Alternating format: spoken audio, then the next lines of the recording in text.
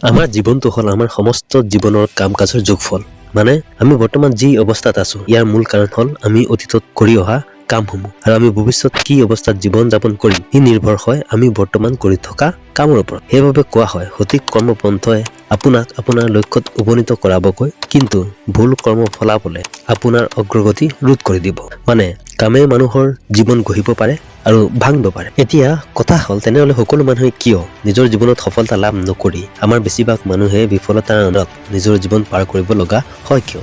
কাৰণ সকলো মানুহেতো কাম কৰে। চাওক, মাত্ৰ কাম কৰিলেই মানুহে সফলতা লাভ কৰিব নোৱাৰে। জীৱনত সফল ধন সম্পত্তি সুখ সুবিধা লাভ কৰিবলৈ সঠিক ধৰণে কাম কৰা দৰকাৰ। এই পৃথিৱীত যিসকল সফল ব্যক্তি আছে সিহঁতে জানে যে কেনেদৰে সঠিক কাম কৰিব পাৰি, কেনেদৰে সঠিক কৰ্মপন্থ নিজৰ জীৱনত বাচিব পাৰি। সাধাৰণ মানুহে কাম কৰিব লাগে কৰি যায়, কাৰণ কাম নকৰাকৈ মানুহ জীয়াই থাকিব নোৱাৰে, সেইবাবে কৰে। কিন্তু যিসকল সফল ব্যক্তি সিহঁতে কাম কৰিব লাগে সেইবাবে নকৰে, সিহঁতে সঠিক ধৰণে কাম কৰে, সেইবাবে সিহঁতে জীৱনত সফল হয়। কাৰণ সিহঁতে 3টা নিয়ম মানি কাম কৰে, যিয়ে সিহঁতৰ কামক সঠিক কামত পৰিণত কৰে। এইকেইটা নিয়মৰ কথা জানি আপুনিও জীৱনত কাম কৰিব লাগে বুলি কাম কৰি নগৈ সঠিক ধৰণে কাম কৰিব পাৰিব, যিয়ে আপোনাৰ জীৱনৰ গতিপথ সলনি কৰি দিব। আহক তেন্তে জানো এই নিয়মকেইটা কি কি। নমস্কাৰ বন্ধুসকল, মই শ্ৰীমন্ত নজনা কথা নামৰ চেনেলটোলৈ স্বাগতম, য'ত আমি জানো কিছু নজনা কথা। 1. কাম কৰা বুলিলে আমি কি বুজো? আমি প্ৰায় কওঁ ৰক্ষা, কামটো শেষ হ'ল। এনেদৰে কাম কৰি কৰি বিৰক্তি লাগি গৈছে। প্ৰত্যেকে যদি এনেদৰে ক'বলৈ আৰম্ভ কৰে তেনেহ'লে আমি গৈ ক'ত থিয় হ'ম এই কথা এবাৰ ভাবি চাইছেনে? উদাহৰণ হিচাপে ধৰক, এটি সৰু ল'ৰা পিতৃয়ে যদি কয় সংসাৰৰ এই জুৱলি টানি টানি মই ভাগৰি পৰিছো আৰু নোৱাৰিছো, মোৰ আৰু কুটা এডাল লৰচৰ কৰাৰ ইচ্ছা নাই। বা এজন কেৰাণী যদি কয় এই ফাইলবোৰত হাত দিবলৈ ইচ্ছা হোৱা নাই, কিমান আৰু একেখিনি কামকে কৰি থাকিব, বিৰক্তিকৰ। বা এজন চুইপাৰে যদি কয় মই আৰু লোকৰ মল পৰিষ্কাৰ কৰিব নোৱাৰো, তেনেহ'লে এই পৃথিৱীৰ অৱস্থা কি হ'ব এবাৰ ভাবি চাইছেনে? চাওক, জীৱনৰ আন এটা নাম হ'ল কৰ্ম, আৰু কামেই হ'ল বিশ্বৰ প্ৰতিগৰাকী মানুহৰ ব্যস্ত থকা একমাত্ৰ উপায়। কামৰ পৰা আঁতৰি থকা মানে জীৱনৰ পৰা আঁতৰি থকা। সেয়েহে মানুহৰ জীৱনৰ আটাইতকৈ ডাঙৰ বস্তু হ'ল কৰ্ম। মানুহে যিমানে চেষ্টা নকৰক তেওঁ কামৰ পৰা আঁতৰি পলাব নোৱাৰে। এই কথা জীৱনত সফল ব্যক্তিসকলে জানে, সেইবাবে সিহঁতে নিজৰ জীৱনৰ কামক গুৰুত্ব দিয়ে। তেতিয়া কি হয় জানেনে? যেতিয়া আপুনি নিজৰ জীৱনৰ কামক গুৰুত্ব দিয়াৰ মানসিকতা গঢ়ি লয়, তেতিয়া আপুনি নিজৰ জীৱনত কোনো অলৌকিক ঘটনা বা চমৎকাৰ ঘটালৈ ৰৈ নাথাকি নিজৰ জীৱনৰ দায়িত্ব নিজেই লয়। এটা কৰ্মপন্থ ঠিক কৰে, তাত চপিয়াই পৰে, নিজৰ ভুল ত্ৰুটি শুধৰাই লয়। সুযোগৰ অপেক্ষাত ৰৈ নাথাকি নিজেই সুযোগ উলিয়াই লয়। জীৱনত দুপত দুপে উন্নতি জগলা বগাই যাবলৈ সক্ষম হয়। সেইবাবে নিজৰ জীৱনত কামক গুৰুত্ব দিয়ক, তাক পাতলভাৱে নল'ব। 2.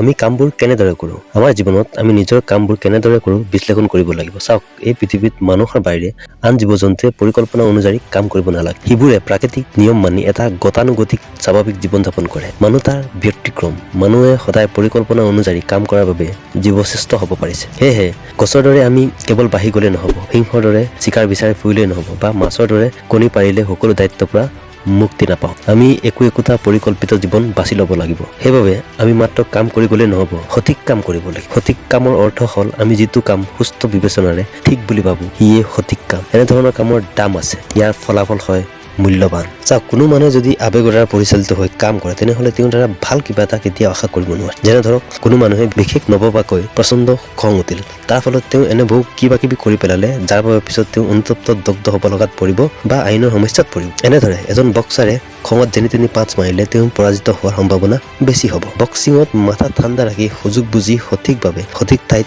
পাঁচ মৰাটো এটা ডাঙৰ কথা। তেনে কৰিব পাৰিলে এজন বক্সাৰে সহজে জয়ী হ'ব পাৰিব। বক্সিং খেলৰ দৰে জীৱন যুঁজতো আপুনি মাথা ঠাণ্ডা ৰাখি যুঁজি যাব লাগিব। নভবা নিচিন্তাকৈ কাম কৰিলে আপুনি বেছি দূৰ আগুৱাব নোৱাৰে। আৱেগত অতিবাহী কৰা কামক আমি নিয়ন্ত্ৰণ কৰিব নোৱাৰো। তেনে ক্ষেত্ৰত আমি হৈ পৰো নদীৰ সোঁতত বাঢ়ি যোৱা বতাহীন নাৱৰীয়া, যাৰ নাওখন নিয়ন্ত্ৰণ কৰাৰ ক্ষমতা নাই। মনত ৰাখিব, বতাহীন নাৱৰীয়াই কেতিয়াও নিজৰ পচন্দৰ ঘাটত নাও চপাব নোৱাৰে। সেয়েহে আমাৰ কাম কাজ সুকলমে পৰিচালিত হ'বলৈ তাত সুচিন্তিত পৰিকল্পনা জুৰি দিয়া উচিত। 3. আমি কামৰ বিচাৰ কেনেদৰে কৰিম? আমি কৰি থকা কামৰ প্ৰতি আমাৰ বিচাৰ কেনেধৰণৰ সিও আমাৰ কামৰ ওপৰত প্ৰভাৱ পেলায়। 3জন লোকে ইটা গাঁঠি আছিল। এনেতে এজন বাটৰুৱাই তেওঁলোকে কি কৰি আছে সুধিলে। প্ৰথমজনে ক'লে দেখা নাই, মই জীৱিকা অৰ্জন কৰি আছো। দ্বিতীয়জনে ক'লে দেখা নাই, মই ইটা গাঁঠি আছো। তৃতীয়জনে ক'লে মই এটা সুন্দৰ অট্টালিকা নিৰ্মাণ কৰিছো। একেটা কামকে কৰি থকা 3জন লোকে নিজৰ কামটোৰ বিষয়ে 3টা বেলেগ বেলেগ উত্তৰ দিলে। প্ৰশ্ন হ'ল, তেওঁলোকৰ মনোভাৱ ভিন্ন ভিন্ন ধৰণৰ আছিল নেকি? তেওঁলোকৰ মনোভাৱে তেওঁলোকৰ কামত প্ৰভাৱ পেলাবনে? উত্তৰ হ'ল হয়। প্ৰথমজনে যি জীৱিকা অৰ্জন কৰিছো বুলি কৈছিল, তেওঁৰ কাম হওক বা নহওক তেওঁৰ কোনো মতলব নাই। দিন পাৰ হৈ তেওঁ নিজৰ হাজিৰা পালে হ'ল। দ্বিতীয়জন যি ইটা কাটিছো বুলি কৈছিল তেওঁ সিমানে কাম কৰিব যিমান কৰা দৰকাৰ, কিন্তু তৃতীয়জনে নিজৰ কামক নিখুঁতভাৱে সকলোতকৈ সুন্দৰভাৱে কৰাৰ চেষ্টা কৰিব। এতিয়া আপুনি কওকচোন কোনজন মানুহক আপুনি নিজৰ কামত লগাব? নিশ্চয় তৃতীয়জনক, নহয়নে? কাৰণ যি মানুহৰ কাম নিখুঁত হয় তেওঁ সেই কামত শ্ৰেষ্ঠ হয়। মাইকেল এঞ্জেলো এজন পৃথিৱীৰ শ্ৰেষ্ঠ মূৰ্তিকাৰ আছিল। তেওঁ কেইবাদিন ধৰি এটা মূৰ্তি তৈয়াৰ কৰাত ব্যস্ত আছিল। তেওঁ মূৰ্তিটো নিখুঁতভাৱে তৈয়াৰ কৰাত বহু সময় লৈছিল। তেওঁৰ কাম চাই থকা এজন লোকে সৰু সুৰা কামবোৰত এনেদৰে লাগি থকাত বিশেষ গুৰুত্ব দেখা নাছিল। সেইবাবে লোকজনে তেওঁক প্ৰশ্ন কৰিল, তেওঁ কিয় এনেদৰে কাম কৰিছে? উত্তৰত মাইকেল এঞ্জেলোৱে এই কথা ক'লে, সৰু সৰু কামবোৰে নিখুঁততা আনে, আৰু নিখুঁততা কিন্তু সৰু কথা নহয়। মানুহে আপুনি কাম এটা কিমান খৰকৈ কৰিব পাৰিলে এই কথা পাহৰি যায়, কিন্তু আপুনি কাম এটা কিমান ভালকৈ কৰিলে এই কথা সদায় মনত ৰাখে। মাইকেল এঞ্জেলো কিয় ইমান শ্ৰেষ্ঠ আছিল জানেনে? কাৰণ তেওঁ নিজৰ কামক সন্মান কৰিছিল। তেওঁ যেতিয়া কোনো মূৰ্তি বনাবলৈ লৈছিল মাত্ৰ মূৰ্তি বনাবলৈ কাম কৰা সলনি পৃথিৱীৰ শ্ৰেষ্ঠ মূৰ্তি বনোৱাৰ চেষ্টা কৰিছিল। সেইবাবে তেওঁৰ কামত নিখুঁততা আছিল, আৰু নিজৰ কামৰ নিখুঁততাৰ বাবে তেওঁ বিশ্ব বিখ্যাত হৈছিল। যেতিয়া আপুনি কৰা কামটোৰ প্ৰতি আপোনাৰ মনত সন্মান থাকে সেই কামটো সদায় নিখুঁত হ'ব, শ্ৰেষ্ঠ হ'ব।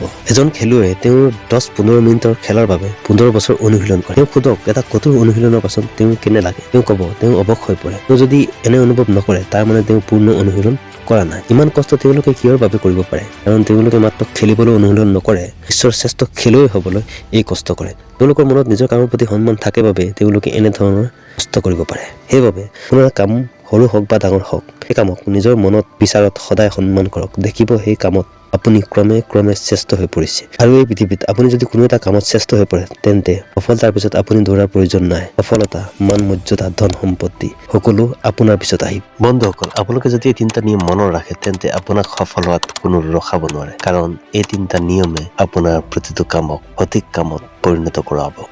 হয় বন্ধুসকল, কেনে পালে এই ভিডিঅ'টো কমেণ্ট কৰি মোক জনাব। ভিডিঅ'টো যদি ভাল লাগে লাইক কৰিব।